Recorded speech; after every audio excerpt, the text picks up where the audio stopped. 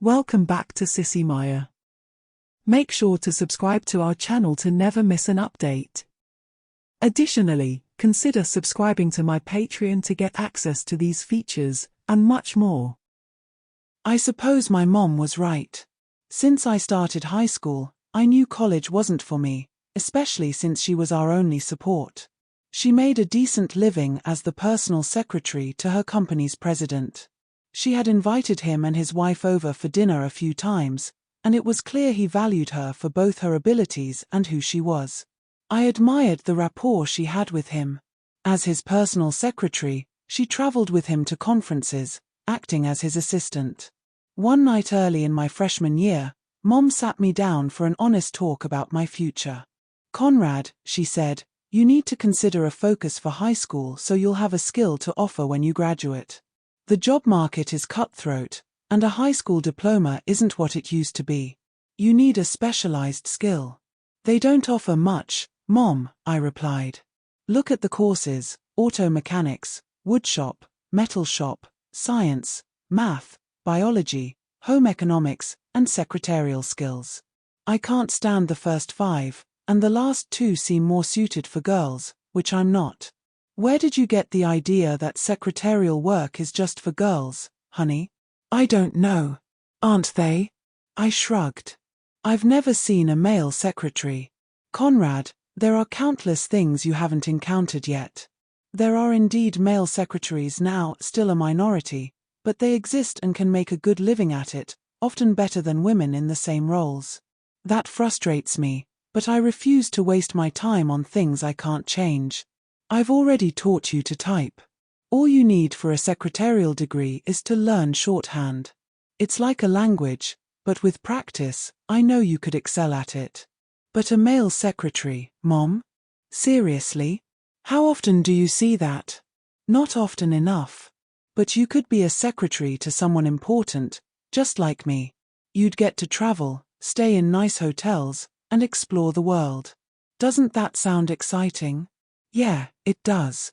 Since I'm not fond of the other options, I guess I'm somewhat stuck unless I drift through without a major." "You won't let me do that, will you?" "No, dear." "Okay, I'll take the secretarial course and minor in home economics. I can already tell I'll get a lot of teasing about this, especially being as small as I am. It'll feel like being in a time warp with all those girls in my classes." "Honey, you're 5 feet 6 inches. I don't think Dustin Hoffman is much taller than that." "You like girls, don't you?" "Of course, Mom. But maybe not the way some guys do. I'm not always thinking about taking them to bed. I'm not sure how I really feel about them. I do like to look at them, though. I guess I'll need to make some friends among them considering my major." "That sounds like a great idea, honey. A friend is a friend, no matter their gender." So, I went to the office and declared my major in secretarial skills with a minor in home economics. As expected, my choice to pursue women's work caused a bit of a stir. It wasn't anything too dramatic.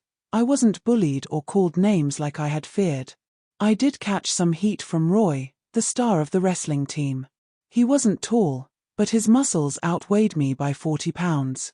He thought just because we were the same height, I should act as tough as he did. He often found opportunities to tease me, even punching my arm once, sending me crashing into a wall in the hallway. He and his friends laughed, but after that, it pretty much died down. He didn't pursue me as relentlessly as I had feared. For some reason, that never happened. My typing, shorthand, and home economics teachers were a bit surprised to have a boy in their class who genuinely wanted to learn, but they soon treated me like any other student. This mostly meant they treated me like a girl, talking to me and reacting to me as such. Mom had tried to prepare me for this, but there was no way to be ready for being treated like a girl while dressed as a boy. The teasing from the girls in my home economics class was relentless, and I felt like I was just a toy for them to play with, regardless of how I felt about it.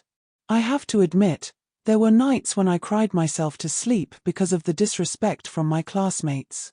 Still, I was determined to excel and learn as much as I could, maybe even better than the girls. I wanted to show them what I was capable of. As I mentioned to Mom, I needed to make some girl friends, and after a few months of acclimatization, I did manage to make a couple. I think some of the guys were genuinely envious that I was often surrounded by some of the cutest girls in school. They probably assumed I was getting something out of these friendships that I wasn't, which helped to improve my image a little. However, that didn't last long once I actually developed close friendships with some girls. Natalie and Rachel were definitely among the cutest girls in my classes. I decided that if I had to spend time with girls, they might as well be the attractive ones, so I made a concerted effort to win their friendship. It wasn't easy. They naturally questioned my motives, but by the end of the second quarter, Natalie and Rachel had become my closest friends. Both were cheerleaders and often hung out with Barbara, the head majorette. I'm not sure if it was my polite and soft-spoken demeanor or what, but they sort of took me under their wings. Since I was in the secretarial program, there weren't many guys interested in hanging out with me anyway, so I appreciated their company. I spent a lot of time at Rachel's house, and her parents seemed to like me. They must have, considering they let me be alone with her whenever, which they didn't do with other boys. I had become non-threatening as a boy, well-mannered, polite, and considerate. I even helped Rachel with some of her household chores, which required me to wear a frilly apron. By the end of my sophomore year, I was typing and writing shorthand at 80 words per minute. My only concern was that I was experiencing something of an identity crisis. Spending so much time at school with girls, I began to act more like them. I couldn't believe some of the things I'd said and how I behaved, giggling, my voice rising and falling, and even reaching higher pitches. I started to walk, talk, and carry my books like they did. If I didn't know better, I might think I was gay, which I certainly wasn't. However, it was clear that the boys' attitudes toward me had shifted. They looked down on me as if I were lesser, like the girls they viewed merely as objects to be pursued and conquered for their pleasure. As for the girls, whoa, I wasn't even thinking like a boy anymore. Natalie and Rachel began treating me like a sister rather than a brother, and I found myself envious of them, their changing bodies and the cute clothes they got to wear. I became worried and a bit withdrawn, even from my friends. One thing I quickly learned, if I didn't want to be embarrassed, I shouldn't go shopping with those two. Instead of letting me goof off in the mall like they would with any other boy, they'd drag me into stores, holding up intimate items like skirts and dresses to my body, trying to coax me into them as if I cared. Maybe they thought I genuinely did care. It would have been easier if they were just teasing, but they weren't giggling about it at all. I could never pass for a girl, no matter how I acted or spoke, I insisted. We disagree, Conrad. In fact, Natalie and I think you'd make a really cute girl with that shoulder-length hair. We want to dress you up and show you, Rachel said. Are you serious? I'm not a sissy. We never said that, Conrad. Girls aren't sissies. We're just being our feminine selves. We believe there might be a feminine side to you, too. We're completely serious, and we're not trying to be mean either. Since we became friends, you've started to act and talk like us. Haven't you ever wondered what it would be like to look like us and wear these soft, pretty clothes? Do I have to answer that? Yes, you do. You have thought about it, haven't you? Gee, Rachel, you're really putting me on the spot. If you get me all dressed up and I find out I like it, it will be all over school. No, Conrad, we won't do that. Friends don't pull that kind of stunt on each other. We are friends, aren't we? Of course we are. Best friends, I hope. Good. Then it's settled. Be at my house after the game Friday night. Mom and Dad are going to a play and then out with friends, so they won't be home until late. Okay, Rachel. I guess it won't kill me, and I'm curious. I'll admit that much. See you then, Connie. Oh boy. If they start calling me Connie at school, I'm done for. But I have to admit, I kind of like it. It has a nice ring to it. It could be short for Constantine, a boy's name. The fateful Friday arrived, and I dutifully kept my appointment. They were waiting for me, with all sorts of things spread out on the bed and vanity. I wasn't expecting what they said first. First, the bath, Connie. Make sure to get your legs and underarms nice and smooth. Are you kidding? Natalie looked at me, deadpan. Does this face look like I'm kidding? No. Right away, I joked back. I went to the bath, already drawn, and lowered myself into the luxurious bubbles and fragrant water. It was incredibly relaxing. I lay there, closing my eyes, as I'd never taken a bubble bath before. We don't hear any splashing. What are you doing in there? That snapped me back to reality, and I began the expected routine, shaving my nearly hairless, soft, and flabby little body. When they heard me working, Natalie rushed in and grabbed my clothes, leaving me with nothing but a thin robe and a pair of panties. Great. Now I was really in the lion's den. Thank goodness for the bubbles covering me. I knew they were going to put me through the ringer, so after I dried off, I applied some lotion to my legs and dusted myself with bath powder. I wanted to show them I wasn't scared. I was scared. Once they got their hands on me, they treated me just like any other girl. That was nothing new by now, but I still had a bit of modesty left. Connie, girls see each other all the time. It's no big deal, so just tuck that little thing away. My 10-year-old brother has one just like it, same size even. Hey, that hurt. Sorry. Sometimes I'm too honest for my own good, Rachel apologized. Now, take this garter belt and put it around your waist, snap it closed, spin it around, and pull the garters through your panties. Now sit and put on your hose like this. Natalie demonstrated, and I rolled them up my now smooth legs, feeling new sensations as the silky fabric encased my feminized feet and legs. Now, this bra with shelves goes over your arms. Rachel fastened it and adjusted my chest into the cups. The effect left me weak in the knees with an instant bust. I wasn't really fat in the traditional sense, just soft. I had never realized just how soft until she did that to me. Now sit at the vanity, and we'll do your makeup. Pay attention.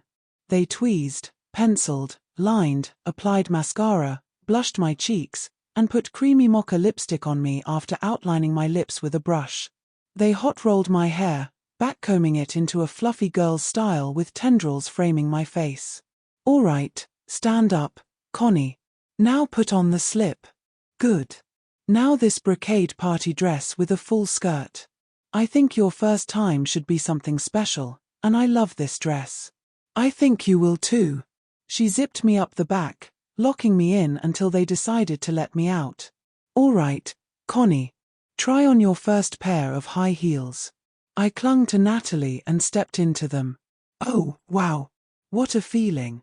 Suddenly, I felt flushed and thought I might faint.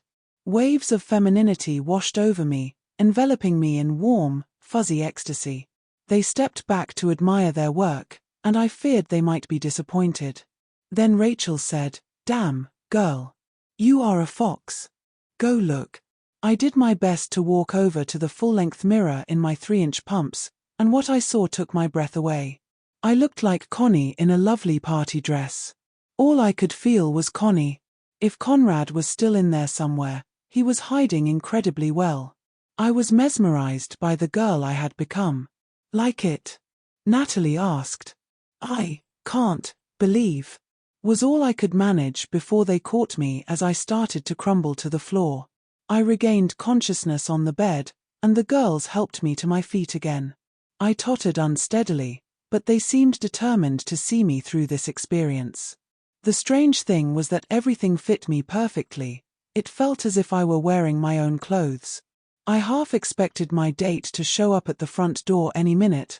I felt that feminine. I felt so strange, yet somehow wonderful, and I felt more connected to my friends than ever. Come on, Connie. We're going to pop some popcorn and watch a movie.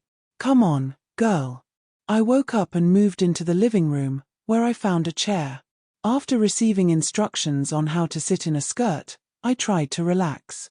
This was great. What a feeling. For the first time, I truly envied my friends. There weren't any boys at this gathering, and we had a fantastic time until it was time for me to go home.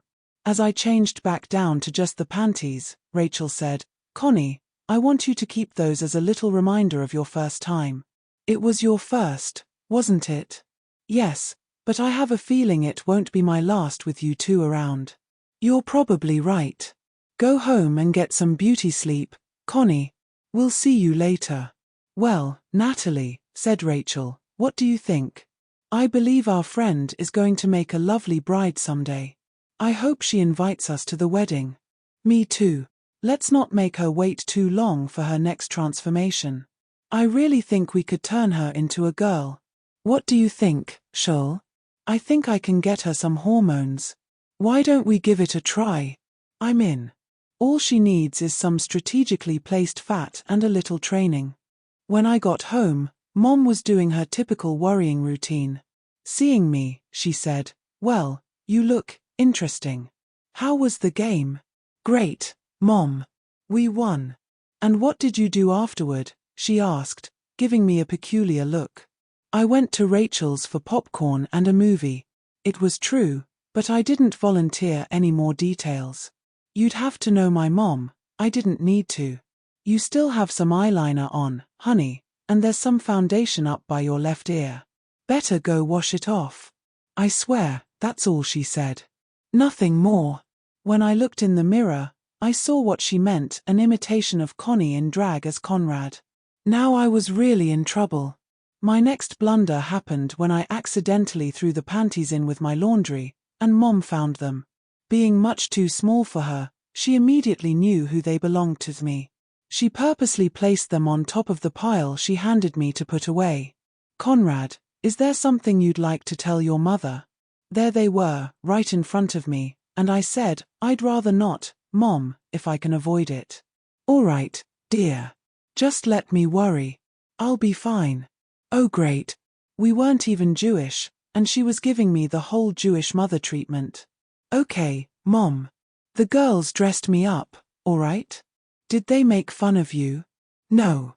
They just wanted to confirm their suspicions." "And did they?" "Yes." "You liked it?" I was overwhelmed. "It was incredible." "Yes." "Is that enough?" "Okay, honey. You're going to do it again, aren't you?" "Probably." "Good night, sweetheart." "Good night, Mom." Boy, was that strange or what? She didn't even bat an eyelash. "Rachel?" "Yes. This is Mrs. Wells, Conrad's mother. Could you come over for a few minutes to chat?" "Sure, I guess so. Is something wrong?" "Not exactly, dear. I just want to talk to you and clear a few things up."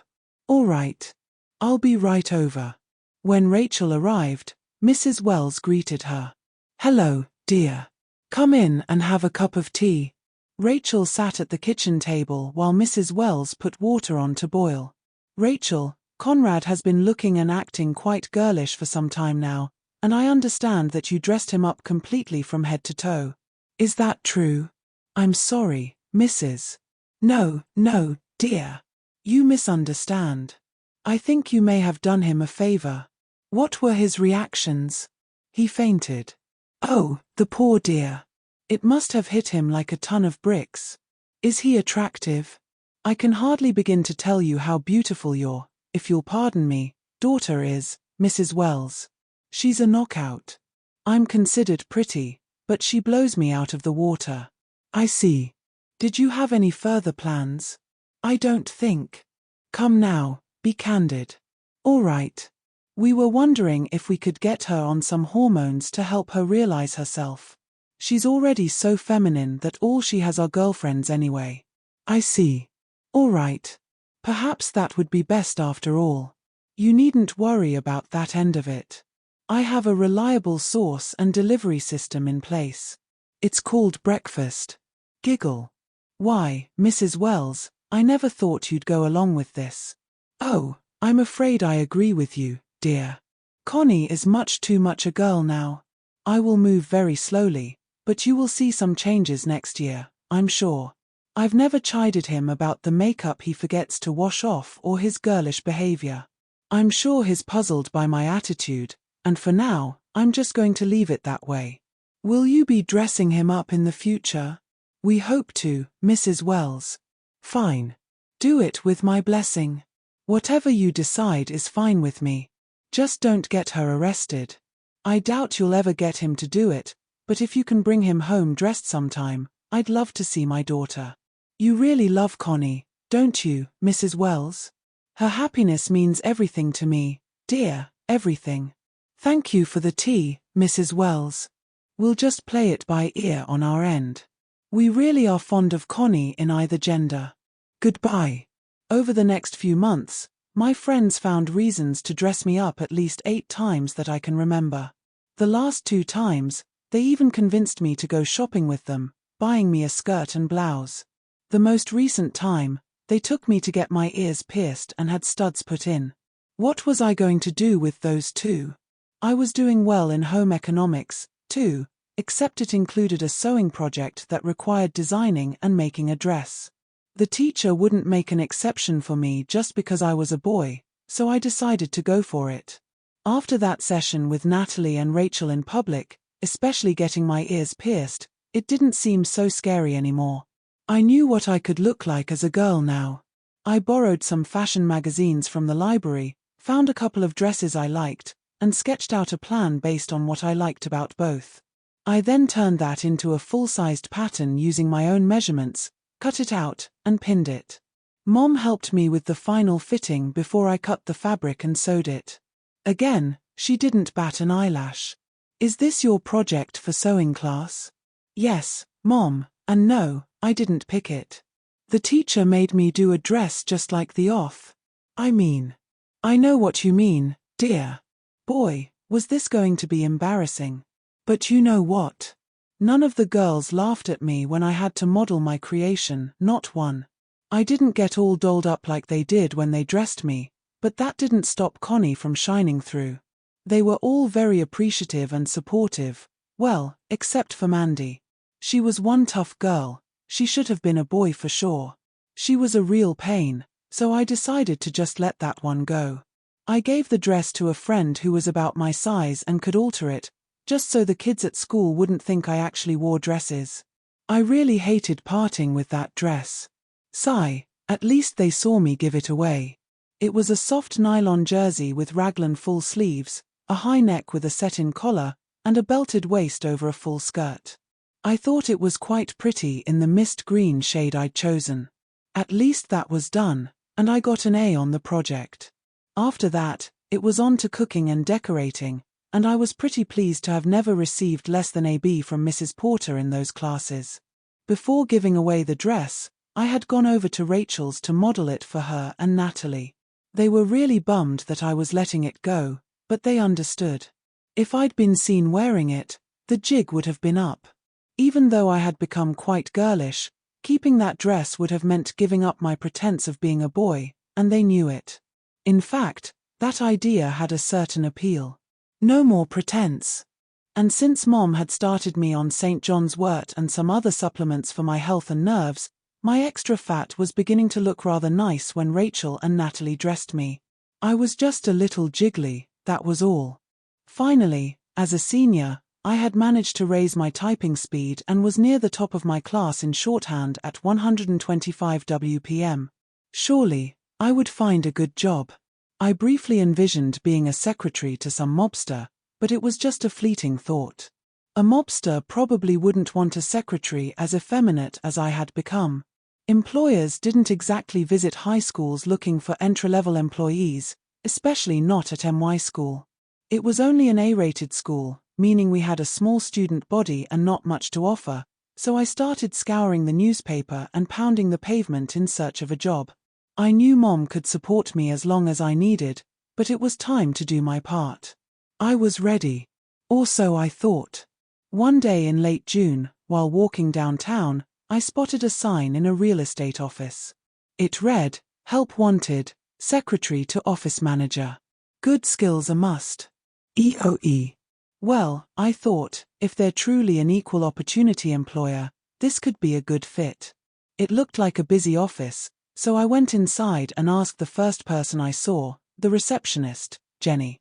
Understand, by this point, I was doing my best androgynous impression of Conrad, and Mom, bless her, Hadn't said another word about my appearance, no matter what I had forgotten to wash off, even the lipstick. I was a bit more jiggly now too, even though I'd lost 5 pounds. Hello, my name is Conrad Wells, and I'm here to apply for the secretarial position. She looked up at me with those big blue eyes and said, "Really?" "Yes, really. What's the matter? Haven't you ever met a male secretary before?" "Not in this office, honey," she said, rather emphatically. Her tone made me wonder if the sign was genuine. Maybe they only claimed to be equal opportunity. Then again, maybe that look from her said, "You're not seriously trying to convince me you're a male, are you?" "Here," she said, handing me a form. "Fill this out and return it, and I'll see how soon Mrs. Bennet can see you." I followed her instructions, filling out the paper on both sides and signing it in my best girlish script, which had become my normal handwriting. Jenny told me I was the 7th applicant and that all the others had failed either the typing or shorthand tests.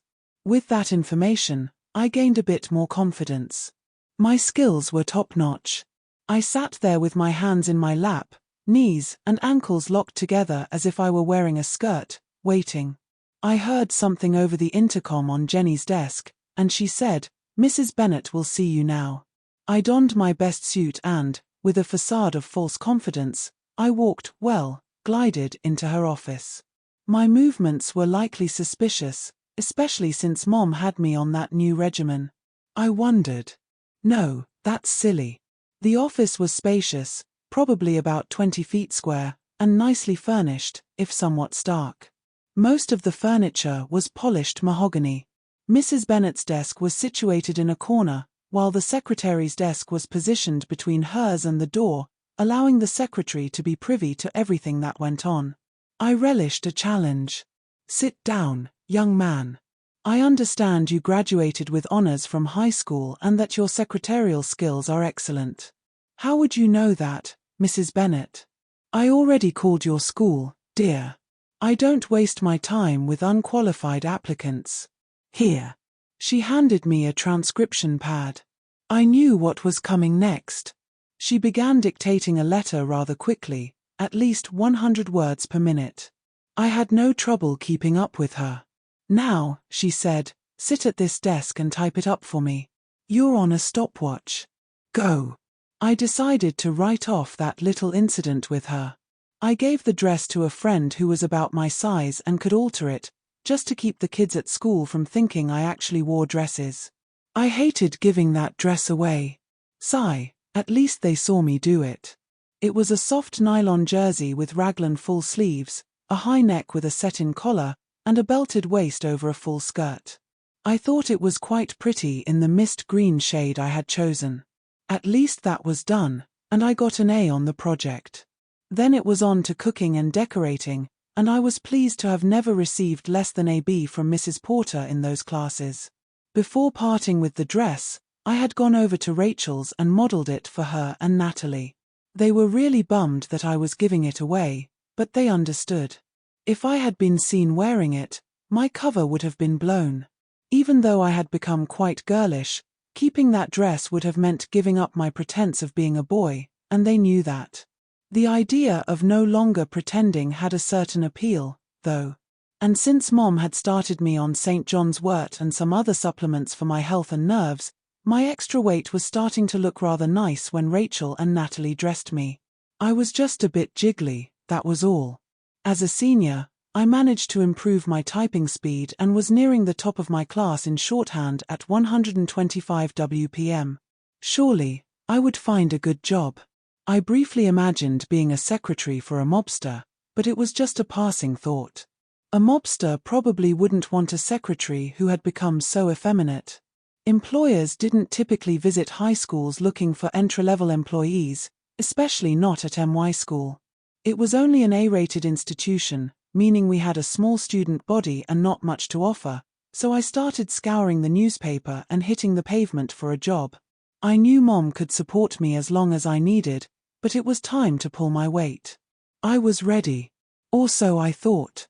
One day in late June, I noticed a sign in a real estate office that read, "Help wanted, secretary to office manager.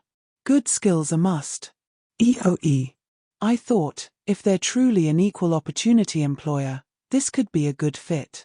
It looked like a busy office, so I went inside and asked the first person I encountered, the receptionist, Jenny. By this point, I was doing my best androgynous impression of Conrad, and Mom, bless her, hadn't commented on my appearance, no matter what I had forgotten to wash off, even the lipstick. I was a bit more jiggly now, too, even though I'd lost 5 pounds. Hello, my name is Conrad Wells, and I'm here to apply for the secretarial position. She looked up at me with those big blue eyes and asked, "Really?" "Yes, really. What's the matter? Haven't you ever met a male secretary before?" "Not in this office, honey," she replied emphatically. Her tone made me question whether the sign was genuine. Maybe they only claimed to be an equal opportunity employer. That look she gave me seemed to say, "You're not seriously trying to convince me you're a male, are you?" "Here," she said, handing me a form. "Fill this out and return it, and I'll see how soon Mrs. Bennet can see you." I followed her instructions, filling out the paper on both sides and signing it in my best girlish script, which had become my normal handwriting. Jenny informed me I was the 7th applicant and that all the others had failed either the typing or shorthand tests. Armed with that information, I felt a bit more confident. My skills were top-notch. I sat there with my hands in my lap, knees and ankles locked together as if I were wearing a skirt, waiting. I heard something over the intercom on Jenny's desk, and she said, "Mrs. Bennet will see you now." Dressed in my best suit and with a facade of false confidence, I glided into her office. My movements were likely suspicious, especially since Mom had me on that new regimen. I wondered. No, that's silly. The office was spacious, about 20 feet square, and nicely furnished, though somewhat stark. The furniture was polished mahogany. Mrs. Bennet's desk was in a corner, while the secretary's desk was positioned between hers and the door, allowing the secretary to be privy to everything that went on. I relished a challenge. "Sit down, young man. I understand you graduated with honors from high school and that your secretarial skills are excellent." "How would you know that, Mrs. Bennet?" "I already called your school, dear. I don't waste my time with unqualified applicants. Here." She handed me a transcription pad. I knew what was coming next. She began dictating a letter at a rapid pace, at least 100 words per minute. I had no trouble keeping up with her. "Now," she said, "sit at this desk and type it up for me. You're on a stopwatch. Go. I suppose you're acting a bit more girlish again, dear, but tempering your behavior might be wise. Losing your job would hurt far more. She's already given you a $25 raise. Soon you'll be earning $26,000 a year, which isn't bad for someone just out of high school. Am I right?" "Of course, Mom, but I'm a bit worried about what's happening with me personally. As I said, it will all work out for the best. I don't mind if you gain a little weight or act a bit, feminine. You're only 5'6" 1/2 tall and 130 pounds, after all. Maybe you should start dressing differently. Don't rub it in, Mom. Mrs. Bennet is taller than I am, too. She must be 5 feet 8 inches in her stocking feet, and she always wears stylish heels. She dresses very well. I saw some fabric the other day that would look fantastic on her with her coloring. Why don't you tell her about it, dear? Maybe she'd let you make her a dress or suit or something with it." "Oh, Mom. I couldn't. What would she think of me? Exceptionally talented, for starters. A way to a man's heart may be through his stomach, but to a woman's, it's definitely through her wardrobe. Mention the fabric and see what she says. You're her secretary after all, and that's a close relationship. Strengthening that bond will only benefit you." "Oh, fine. But I can't believe she'd actually let me do something like that. I'd have to measure her and everything, and I'm a boy. Just a technicality, dear. Tell her." "Okay." It took me 3 more weeks to gather the courage to tell Mrs. Bennet about the fabric I found and that I'd like to make her a dress or suit from it. She was very gracious but ultimately declined my offer, explaining that she got all her nicer clothing from Dillard's right off the rack. However, Conrad, why don't you make yourself a suit from it? Oh, it's lovely cranberry wool worsted, Mrs. Bennet. It's only suitable for women's wear. I understand you had to design and make a dress for a school project. Blush. Yes, I had to. Did you enjoy it? Yes, I think it would probably fit me well now, too. I seem to be better endowed than I was back then. Oh, yes. I've noticed that, Conrad, but I didn't want to make you uncomfortable. Your work seems to be improving, and you seem more at ease, although you do appear to be taking on a slightly different persona lately, both physically and mentally. Does that bother you? Mom and I talked about it, Mrs. Bennet, and she thinks I should just sort of go with the flow as long as you're happy with me, regardless of what else is going on. Good. Then it's settled.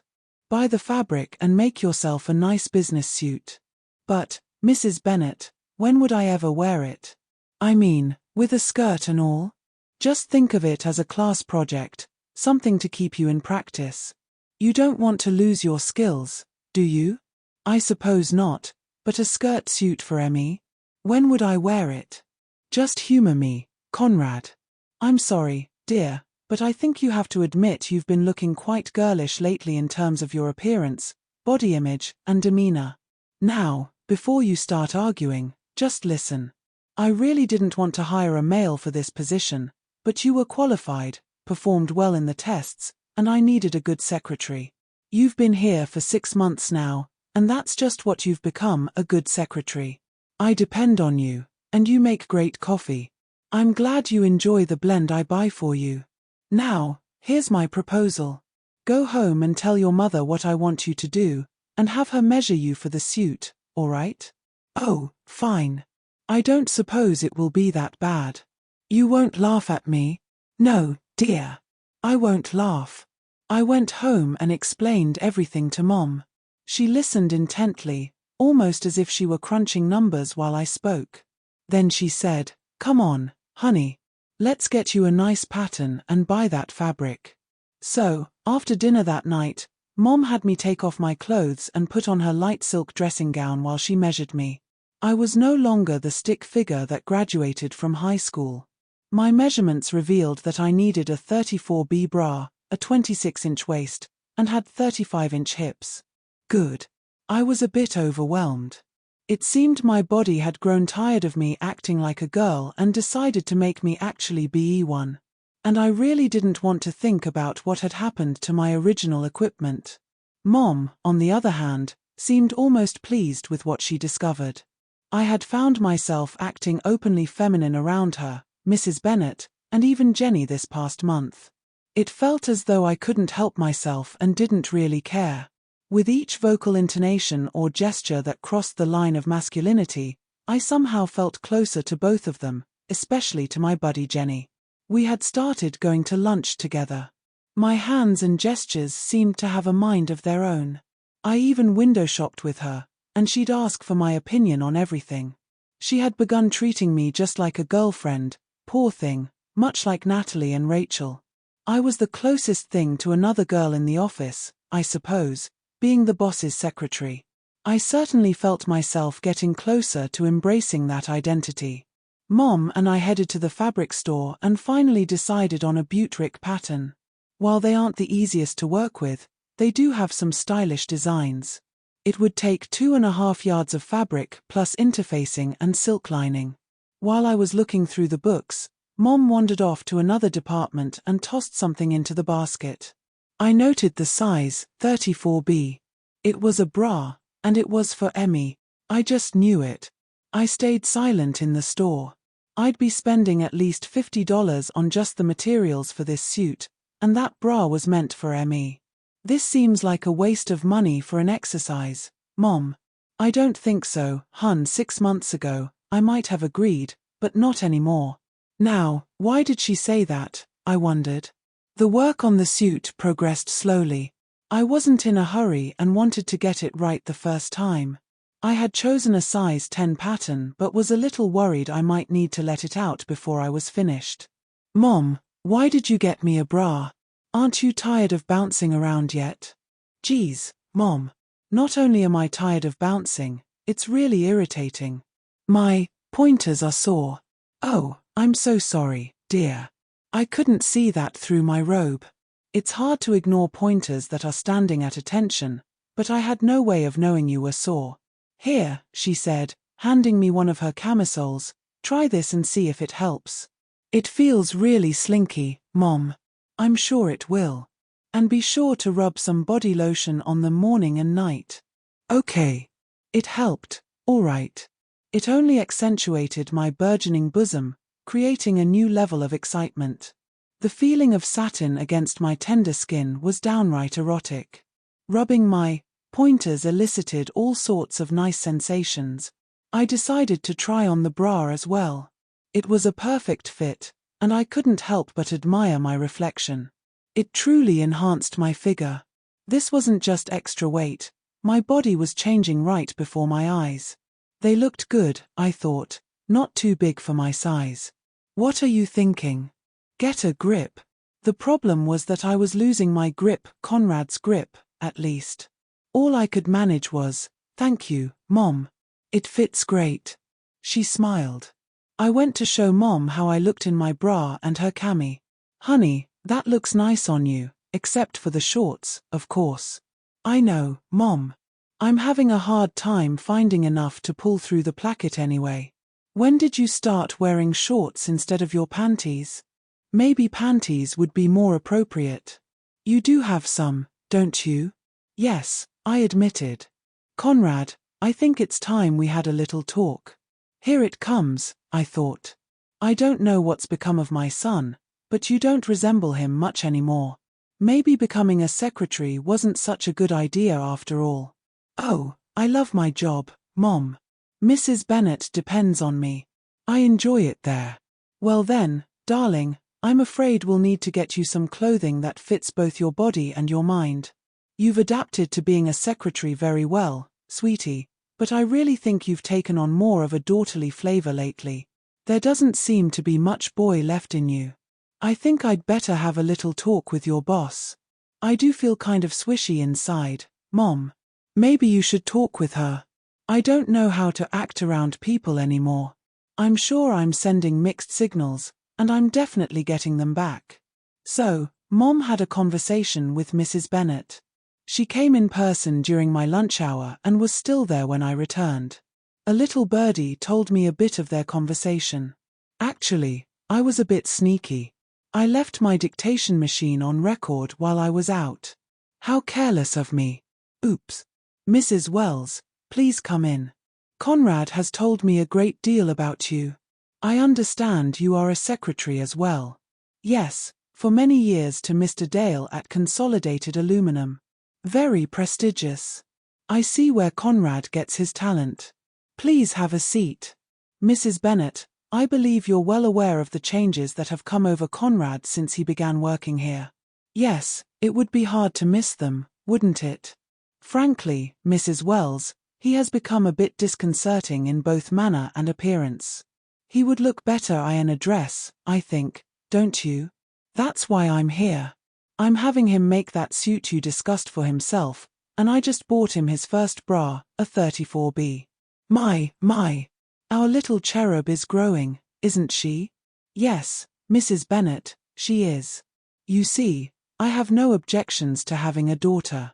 I had always wanted one to spoil, but then Conrad came along instead, and I've had him on a very mild regimen of herbs and hormones for a couple of years. Have you been giving him anything as well to encourage this? He drinks a lot of coffee, Mrs. Wells. Yes, at home too, more than he should, but he's been determining the dosage himself and serving it to himself as well. How? His sugar isn't sugar. Quite simple, really. Not being brewed through the coffee maker, it remains intact, and he ingests it all day long. Since you've already admitted you wanted a daughter, I assume you're not too upset with me? Not at all, Mrs. Bennet. I'm the one who started him on this. Conrad's father, God rest his soul, was a lovely man, size 14, but still a lovely man.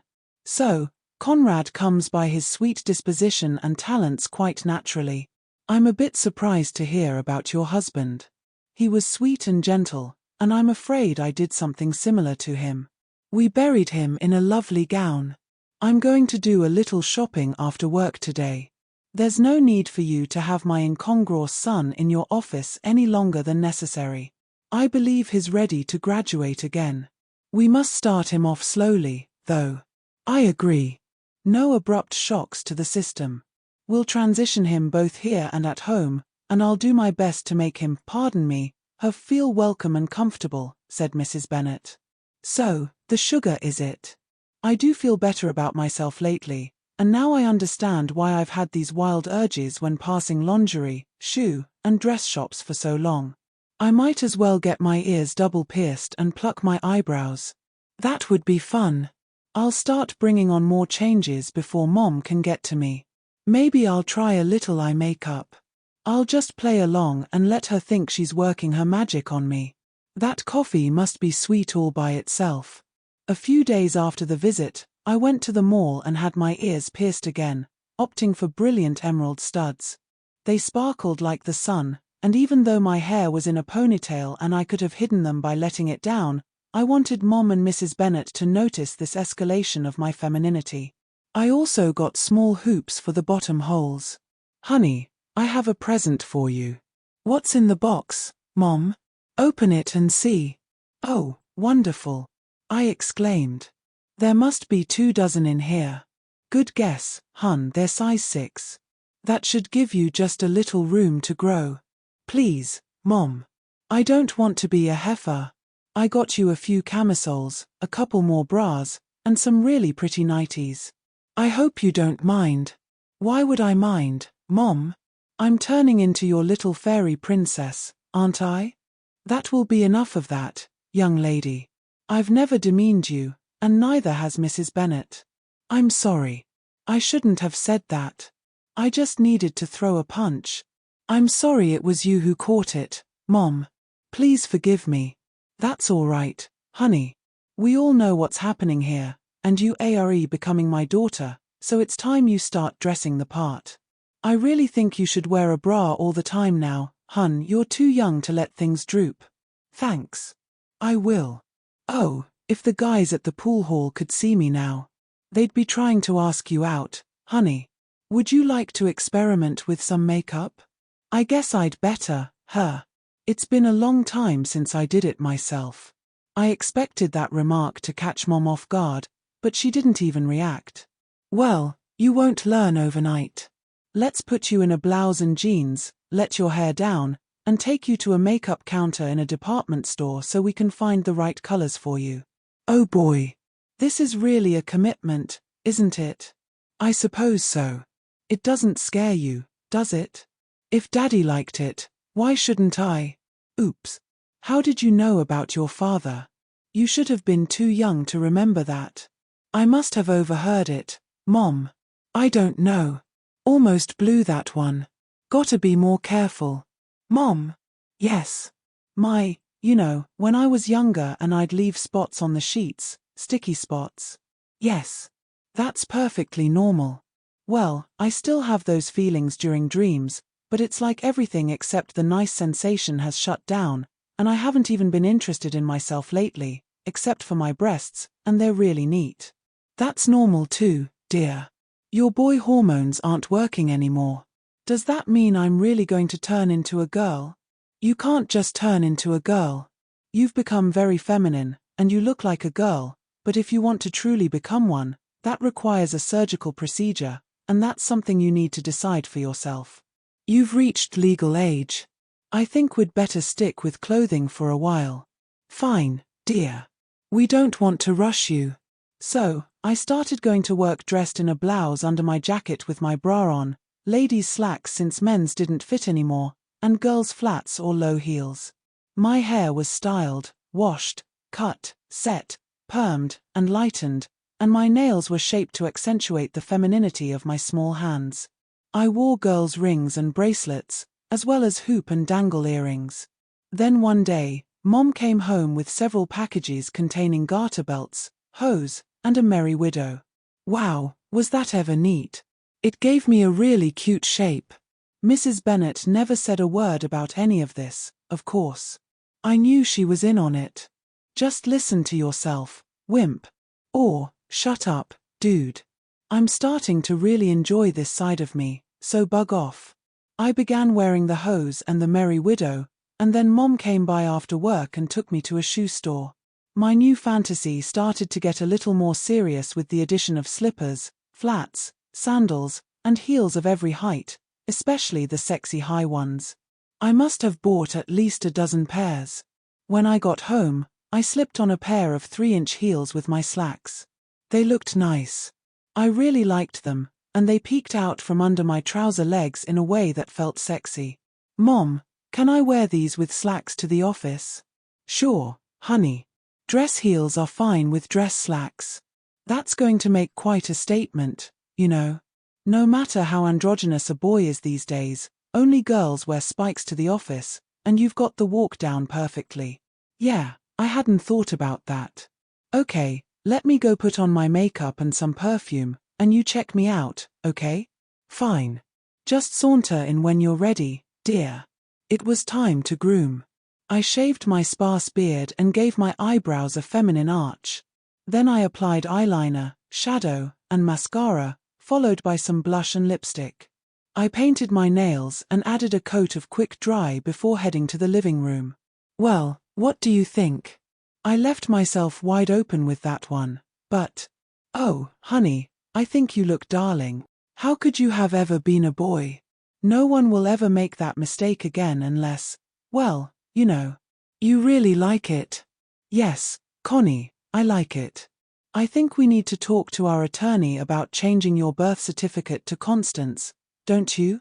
Wait until the suit is finished, Mom. Maybe then. We haven't seen me in a dress yet. I started putting extra time into the suit, and when Connie showed up at work in her slacks and heels, both Jenny and Mrs. Bennet gave me big hugs. I swear I saw a tear in Mrs. Bennet's eye. Nah, probably just my imagination. She's too tough for that. From that moment on, I was Connie, and it flowed off everyone's lips so much easier than Conrad ever did. A week later, I had the suit finished. The lining was lovingly hand-sewn, everything was basted and double-stitched, and the collar was perfect.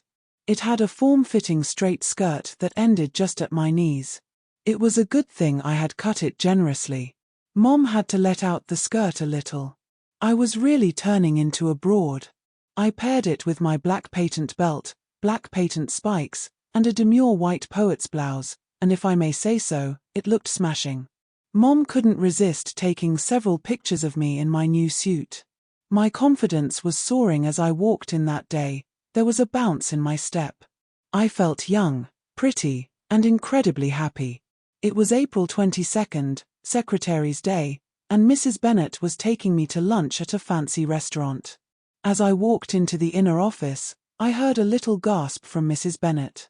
"Oh, Connie," she said, "you're everything I knew you could be. And I have been ever since."